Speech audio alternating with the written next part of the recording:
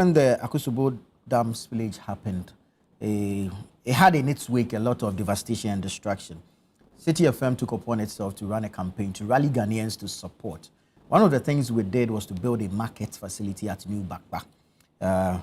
That market has been open now, and residents are beginning to use it. So there's a story on citinewsroom.com that says residents of New Bakpa and surrounding communities in the Central Tong district of the Volta region have officially begun using a newly constructed market facility provided by the Citi FM Foundation.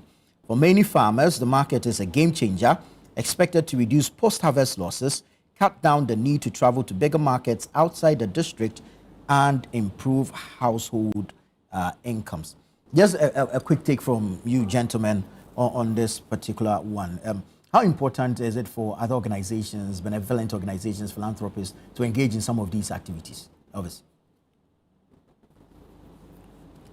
Oh, I think I have always said that in all that we do, when you cater for the economic needs of people, all other needs they can take care of. So when we are trying to solve problems, I always say, if we can focus on solving the problem of the economy, then all problems are solved. Because then everything you are going to do requires money. Yeah. And you can only get the money when the economy is booming. In a rural economy like Bakpa, one of the key economic indicators is to have a market. Because when people go to their farms and bring their produce, go to fishing and bring fish, they need a central point where people can easily come and buy. And these market women are like the intermediaries who go to do the buying, bring it for other people to go in. So when you try and help people economically, you are doing them more good than giving them handouts. Because for the handouts, they will just use it and then it's gone. But when you provide them a means of living, it becomes their permanent way of life. So for me, this market, for instance, is such an important thing to the entire community because on a daily basis, people will go there to trade, and that's their living. Right. And for me, these are some of the things I always say that wherever we find ourselves, we should try and find out what can be done in terms of the people's ability to fend for themselves. What kind of support do you give them that once you give them that support, they now can then take care of themselves. Right. But if we go and give them rice, oil, and the rest, maybe in a month they finish eating and that is it. So I think such a project is more important because if it was some organization, they would have said, oh, maybe the market is going to cost us 50,000 or 100,000. But with that can buy it maybe 50 bags of rice, some sugar and the rest. Let's just go and give it to them. Yeah. And that is it. Because obviously the time taken, it's more laborious to say you want to build a facility than rather go and buy some food items and go and share. So I think that Citi did very well by actually choosing the option of economic activity that will last the people for long rather than just going to give them something temporary within 2 weeks or 3 weeks.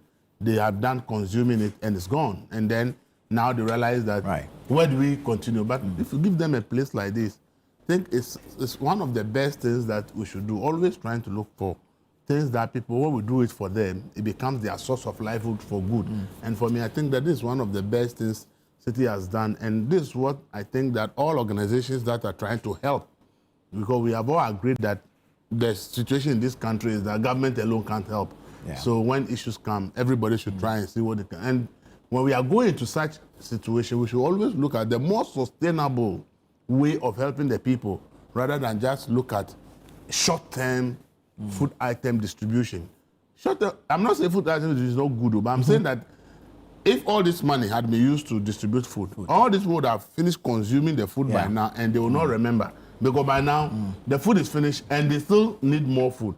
But when they have a place, a decent place like that, and the person knows that when I go from morning to evening, I will sell something, and out of that, it's like now I have something I'm doing permanently, that every day I'm sure that when I go to the market, by the time I come, I have some farmers go to harvest, they are not struggling where to go and sell because there's a decent market for them to go and sell. And I think it's a laudable initiative that many organizations want to help people in rural communities in Ghana, everywhere. We should look at the sustainability of the initiative rather than the short term. Very well.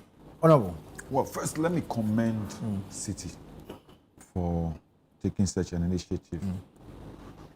This is an addition to the social infrastructure of the area. Yeah. And as my brother said, it stimulates economic activity. And once that is done, it means that the socio-economic life of the people is enhanced. Yeah. It's a good thing. Many societies around the world have thrived on government and civil society collaboration in enhancing social infrastructure and developing people. A lot of places, a lot more are done by the civil society organization in the area of education and educational infrastructure provision, for example, more than even state authorities. So this is the beginning. It's a little that Citi has done to help the victims and the people who were affected by this very unfortunate incident. Some of us who have relations and families around the area know the effect of this. What I would say is that Citi has done their part. I'm looking at the structure. I think what is needed now is for the assembly to add to what Citi has done. For example, so that these women will not be selling just on the floor. The assembly should now come in and do slabs and help so that they can put the items on the slabs so that it will look more hygienic. You can also see that it's been handed over. What I would want to see is some sieves at the back so that it will prevent flies from just coming in and all. So it's a good initiative. You've added to the infrastructure of local administration. What they should do now is to improve up it. I want to see access to this place because then it falls under my jurisdiction to see how the district assembly can create a good access to this place so that people can easily move in and out and rendering services and others. In places like Bakpa, commercial activities like this are the things that help because they are close to the river, as my brother said. So fish, for example, selling of fish becomes some of the primary issues there. And I'm seeing beautiful white maize and the rest. So it tells you that it's much more of a farming community and not more people will want to have the places where they can also exchange their goods and also get other services and also get other goods in order to make them earn some good living and take care of their children and maybe grandchildren. It's a good initiative and I think this shouldn't be the last. Citi should do more. Other communities, I will ask. Elvis was right. Many a time when it happens this way, people just look at what some perishables. They think about the immediate need of the people, and then that's all. But then a sustainable program to enhance the living of the people after the crisis, after the situation, is much more effective. Right. Because then you are looking at them year, 2 years, 3 years time. What can they do for themselves? And I think this is good. I think other organizations went into the building of dormitories, educational infrastructure, health infrastructure, and all. It's good. All those things together help in regenerating the spirits and the energies of the people within those communities. For example, if you go to a place like Ada, Sugar Copper, they were hardly hit. Especially the tourism industry, the hospitality industry within those areas were hardly hit. And over the period, I've not seen any conscious effort from any angle to see. I don't know whether there was a system where those people were given some soft loans by the state to be able to revive their destiny. If you look at Sugar Copper, you went to this Dr. Nya's place. And then former Dr. I forgot, Cisneros was almost gone. Aqua Safari was hit so much that it affected their business for some time. other hospitality industries within that enclave, Sugakope, Adan, Bato, those areas, were really severely hit. Yeah. And I think we should look at how we can get those people. Some of them have taken loans from banks. Yeah. How are they going to be able to repay Exactly. those loans Yeah. becomes a problem. And in that situation, ultimately, it will affect their business because they too now will have to increase exactly. the rates they charge so that they can get some money to pay off the facilities they've taken. In that situation, what it's doing is that it becomes difficult for you and I to patronize them. Yeah. And then it will kill both domestic tourism and also their businesses.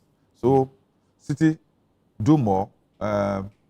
We are all happy with what you've been doing, and that's why some of us are a bit committed to the values you Right. set for yourselves. Right. Thank you so much. And that's I want to say thank you to all Ghanaians, the many Ghanaians who contributed to this project, to all the organizations, the institutions, the agencies, the bodies that came through for the people of New Bakpa, as well as all the affected areas and the victims. We say thank you so much. We called on you and you came out and you supported, and this is one of the outcomes of your contributions and your donations. We are super grateful to you.